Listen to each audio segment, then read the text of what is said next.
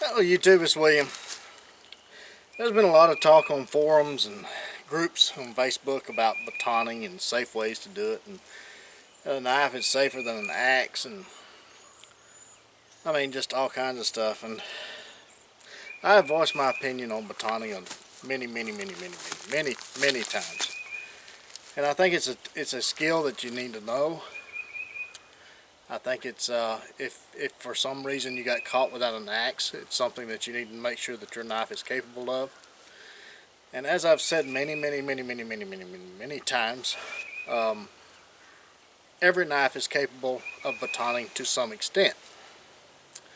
Now, with that said, if this was the only knife you had, it's not going to baton very much, okay?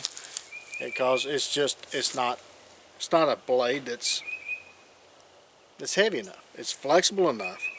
You could probably baton something that thin, that thick, but getting it to that point is going to be a problem if this is the only knife you have. So you may want to make sure, if you like this knife, to carry a bigger knife and use this as a companion to that. Okay, so now the other thing that has been said many times is batoning is safer for small kindling than using an axe. Now, when I was a kid, we had a fireplace, and we used fat wood as a fire starter. And I had never seen anyone baton a knife in my life until about 4 years ago, when I caught the word bushcraft on a YouTube video, and I saw it on YouTube. Never seen it before in my life. I had used an axe up until that point for everything. Now I'm going to show you some techniques, and in my opinion, it's safer than batoning. Because you're using the weight of the axe. The cutting edge of an axe is smaller than your most typical knives. And again, I keep going back to this tool usage and skill. You got to know how to use your tools, folks. I mean, just taking a large knife out into the woods is more dangerous than taking an axe, in my opinion. You got to know how to use your skills. You got to know how to use your tools. So I'm going to reposition the camera, and I'm going to give you some of the techniques that I've used over the years that, in my opinion, is safer than trying to baton with a knife. So here we go. Okay, now this is probably a larger axe than what most people are going to use in the woods. They're usually going to use a trapper's axe or a small forest axe. This is a Collins 2 1/4 pound axe. Okay, and if let's say that this is what you're picking up in the woods, or even this, and you're wanting to split it, all you do is just get it on a stump or on a tree that's fell, and you lay your axe on there, hold your axe there, and just split it.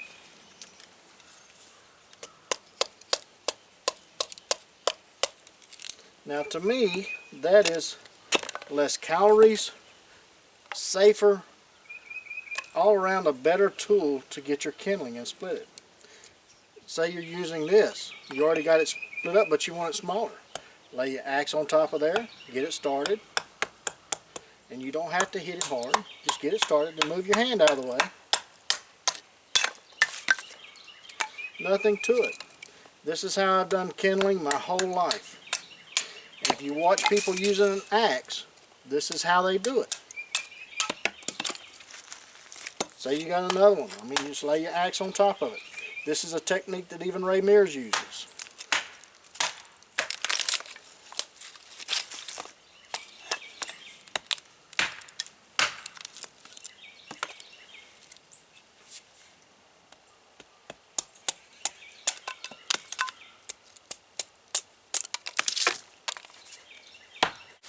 Okay, well, I hope those tips helped you a little bit, and understand that the axe in my opinion, is the best tool for processing wood, period. If you wanted to use a machete, a longer bladed knife, you have 10 inches of steel or 12 inches of steel with a cutting edge on it that's more than likely going to hit you at some point. To me, anything that has a blade longer than this will hurt you, especially a knife. Now, if you're swinging this axe in an unsafe manner, in other words, you're swinging this axe and the axe ever leaves the plane of the ground, then it's dangerous. Okay? If it ever comes in and it's not parallel with the ground. The best advice that I've ever seen or heard when using an axe is to always have the axe parallel with the ground. Okay? When you're chopping, if say you're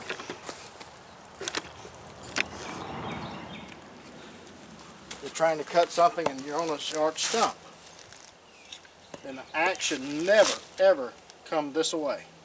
Okay? It should always be a stop. You should be on the other side of the log, so if it misses, it does not get into your leg.